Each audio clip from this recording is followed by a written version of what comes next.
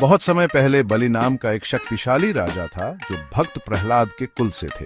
हालांकि असुर वंश में पैदा हुए बलि एक नेक और भक्त राजा थे जो ब्राह्मणों का सम्मान करते थे और अपने राज्य में न्याय से राज करते थे।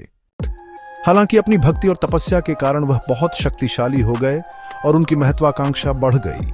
वह न केवल पृथ्वी पर बल्कि स्वर्ग पर भी राज्य करना चाहते थे, इंद्रदेव और अन्य देवताओं को हटाकर। इसे प्राप्त करने के लिए बलि ने अपने गुरु शुक्राचार्य के मार्गदर्शन में अश्वमेध यज्ञ किया। इस यज्ञ ने उन्हें लगभग अजेय बना दिया और उन्होंने स्वर्ग पर विजय प्राप्त की, यहां तक कि देवताओं को भी भागना पड़ा। देवताओं ने निराशा में संतुलन बहाल करने के लिए श्री विष्णु से प्रार्थना की। उनकी प्रार्थना सुनकर श्री विष्णु ने वामन, एक बौने ब्राह्मण बालक के रूप में अपना 5वां अवतार लेने का फैसला किया। उनका जन्म अदिति और कश्यप से हुआ था जो देवताओं के माता पिता थे। यह दिव्य बालक हालांकि कद में छोटा था लेकिन महान ज्ञान और शक्ति से चमक रहा था। उस समय राजा बलि अपनी स्थिति को और मजबूत करने के लिए एक और भव्य यज्ञ कर रहे थे। ऐसे यज्ञों के दौरान ब्राह्मणों को दान देने की परंपरा थी। श्री वामन यज्ञ स्थल पर पहुंचे। दिव्यता से चमकते उनके रूप ने सभी का ध्यान खींचा।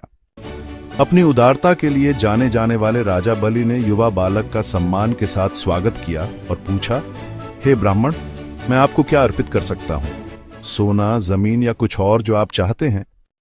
वामन ने कहा, हे राजन, मुझे ज्यादा कुछ नहीं चाहिए, बस मुझे मेरे छोटे पैरों के 3 पग के बराबर जमीन दे दो। राजा बलि आश्चर्यचकित हुए और इस विनम्र अनुरोध पर हंसे और उत्तर दिया, इतना छोटा उपहार क्यों, कुछ बड़ा मांगो। वामन ने जोर देकर कहा, मुझे केवल 3 पग जमीन चाहिए। अपने गुरु शुक्राचार्य की चेतावनियों के बावजूद राजा बलि सहमत हो गए, जिन्हें दैवीय हस्तक्षेप का आभास हुआ। जैसे ही बलि ने वादा पूरा करने के लिए जल डाला, वामन बढ़ने लगे। वह अपने वामन त्रिविक्रम रूप में आकाश, पृथ्वी और स्वर्ग को ढकते हुए एक विशाल रूप में विस्तारित हो गए। अपने पहले कदम से वामन ने पूरी पृथ्वी को ढक लिया। अपने दूसरे कदम से उन्होंने स्वर्ग को नाप लिया। फिर उन्होंने बलि से पूछा, मैं अपना तीसरा कदम कहां रखूं? आपके पास देने के लिए और जमीन नहीं है?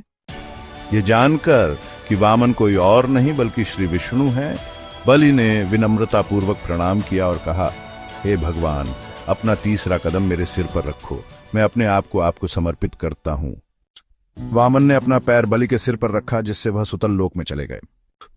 हालांकि बलि की भक्ति और विनम्रता से प्रभावित होकर श्री विष्णु ने उन्हें एक वरदान दिया। बलि महाराज ने श्री विष्णु से उनके साथ सुतल लोक में रहने के लिए कहा। श्री विष्णु ने कहा, तुम सुतल पर एक महान राजा के रूप में राज करोगे और मैं हमेशा तुम्हारी रक्षा करूंगा। एक दिन तुम स्वर्ग में अपना स्थान वापस पाओगे और भविष्य में इंद्र के रूप में पुनर्जन्म लोगे।